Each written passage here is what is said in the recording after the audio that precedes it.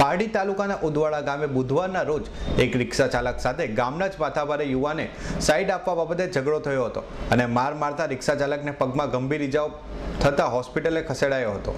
ઉદવાડા ગામનો અરુણચંદ્ર પટેલ મંગળવારના રોજ સવારે પોતાની રિક્ષા લઈ ઉદવાડા ગામ ઝંડા ચોક પાસે જતો હતો। તે સમયે એક ઉદવાડા ગામના જ માથાભારે યુવાન ચંદ્રકાંત સાથે સાઈડ આપવા બાબતે ઝઘડો થયો હતો અને આ ઝઘડામાં ઉશ્કેરાઈ જઈ ચંદ્રકાંતે અરુણચંદ્રને ઢીક મૂકીનો માર મારી રિક્ષાના સળિયામાં ધક્કો મારતા અરુણને હાથમાં અને પગમાં ગંભીર ઇજાઓ થતા ફ્રેક્ચર થયું હતું, જેથી તેને તાત્કાલિક સારવાર માટે હોસ્પિટલે ખસેડાયો હતો। રિક્ષા લઈને ઘરે જતો હતો તો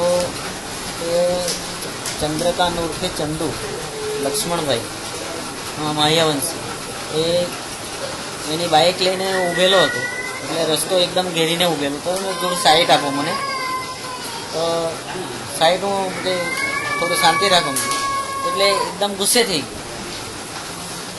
ગયો ને પછી ગાળાગાળી કરવા લાગ્યો। મેં કીધું ગાળ શા માટે લઈ તું, કેમ કે હું દાદોથી ગયેલો છે, હું આમને તેમ કરવા લાગ્યો ને મને મારી પાડ્યો। પછી એણે મારી પાડ્યો એટલે મેં એને પકડી લીધો। પછી તો મને એણે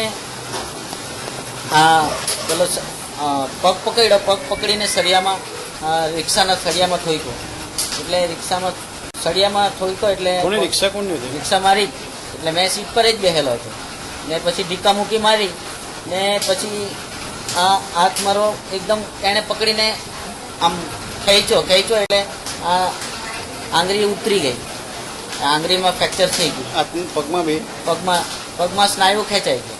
તો આ બાબતે પોલીસ સ્ટેશનમાં જાણ કરી FIR દર્જ કરી।